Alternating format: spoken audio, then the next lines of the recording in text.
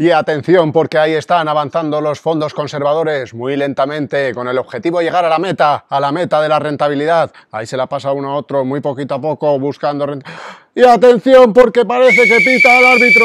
Vamos a ver, ha pitado fuera de juego de los fondos conservadores. Los fondos conservadores han caído fuera de juego. Y atención, porque pide el VAR. El árbitro pide el VAR. Vamos a ver en el VAR qué ha pasado con los fondos conservadores.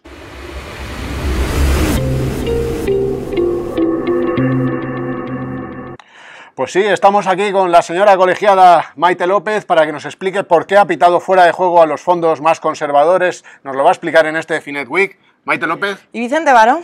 Queríamos saber precisamente esto, ¿por qué los fondos conservadores han caído en fuera de juego? ¿Eso qué significa? Vicente, he tenido que pitar fuera de juego básicamente porque estos fondos, que suelen ser muy conservadores, para inversores conservadores o para esa parte del patrimonio en la que queremos no perder dinero, hay mucha gente sorprendida en los últimos meses porque están perdiendo dinero.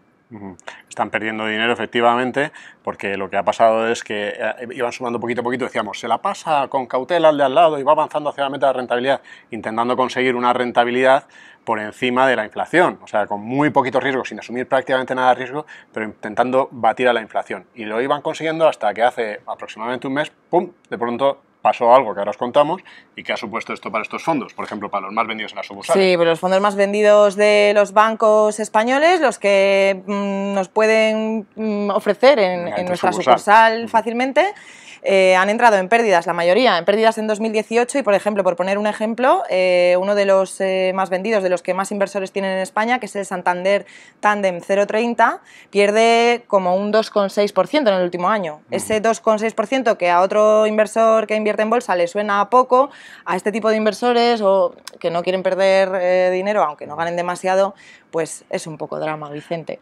Sí, y todavía con fondos todavía más conservadores, por ejemplo, alguno de los más vendidos en España, de gestoras internacionales, más vendidos en España, que tienen más inversores particulares, pero también los profesionales, como por ejemplo Carmignac Securité, como por ejemplo BlackRock Euro Short Duration, o como por ejemplo Deutsche Floating Rate Notes.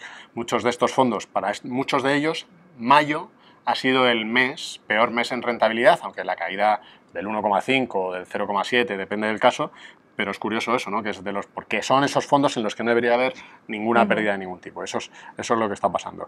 ¿Por qué ha pasado esto? ¿Por qué han caído en fuera de juego de la rentabilidad estos fondos? Bueno, vivimos en un mundo, Vicente, sin rentabilidad prácticamente, ¿no? En un mundo de tipos cero. Esto es algo familiar para muchos de vosotros. Si tenéis algún depósito en el banco, sabéis que desde hace muchos años apenas os da rentabilidad. Está ahora más o menos en un 0,01%. Sí. Esta semana la famosa cuenta naranja de ING Direct anunciaban precisamente que bajaban la rentabilidad al 0,01%. Sí, la parte del ahorro conservador está un poco abocada a perder poder adquisitivo, ahora que tanto se habla del IPC y del poder adquisitivo, ¿no? Claro, ¿qué pasaba? Que había muchos gestores de fondos que en este contexto lo que hacen es buscar aquellos activos en los que puedan obtener un poquito de rentabilidad por encima de ese 0%, de ese menos algo por ciento, dependiendo del bono, sin asumir demasiado riesgo. Entonces, ¿qué pasaba? Que los bonos italianos parecían un activo ideal para esto, porque dices, hombre, es el bono italiano, no va a dejar de pagar Italia su deuda, y además me da un poquito más, 150 puntos, 200 puntos más, o sea, un 1,5, un 2. Pero que en este mundo, en este entorno que describimos es mucho. Es lo único prácticamente donde podían buscar rentabilidad, ese tipo de...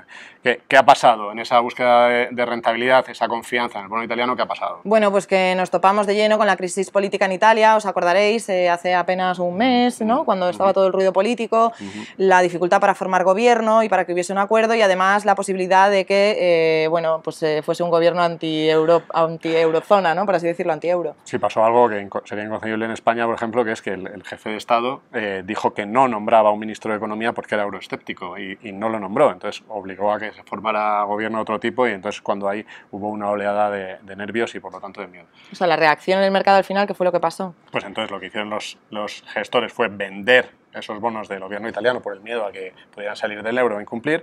Al vender baja el precio de los bonos, sube el rendimiento pero baja el precio de los bonos, y esto, como los fondos tienen estos bonos en cartera, lo que se apuntan es esas pérdidas en su valor liquidativo, aunque se los queden hasta el final del periodo y cobren, pero en el día a día eso son pérdidas.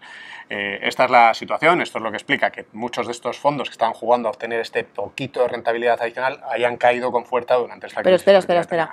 O sea, la crisis italiana al final ya ha pasado, ¿no? Ya se ha formado gobierno, todo tranquilo, el mercado ha vuelto un poco a su sitio, los bonos se han dejado de tensionar, por así decirlo, vuelve a haber pequeñas compras, como que ya no hay problema. Entonces, ¿por qué siguen perdiendo esos fondos? ¿No han recuperado...? Esto se lo preguntará mucha gente y dice, vale, muy bien, joder, ha habido una crisis y ha caído un 1,5 mi fondo, que no esperaba que cayera a 0, sin embargo, casi no ha recuperado o ha recuperado muy poquito desde entonces. Aquí es donde entra el VAR. El VAR del que hablábamos antes, en el fútbol es videoarbitraje, en el mundo de los fondos y de la inversión no es videoarbitraje, pero también hay un VAR. En el VAR.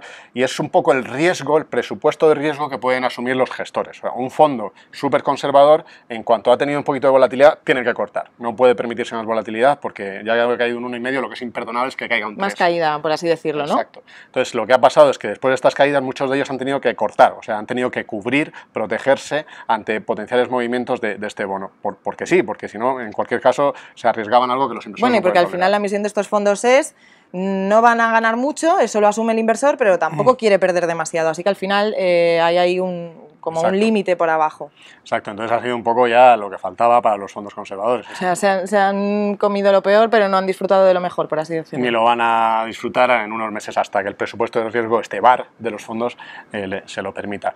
Entonces, bueno, la parte buena para el que sea muy conservador es que después de esta caída es muy complicado que haya una caída adicional, porque han cerrado prácticamente el riesgo, pero también hay que ser conscientes de que las expectativas de la rentabilidad son minimísimas.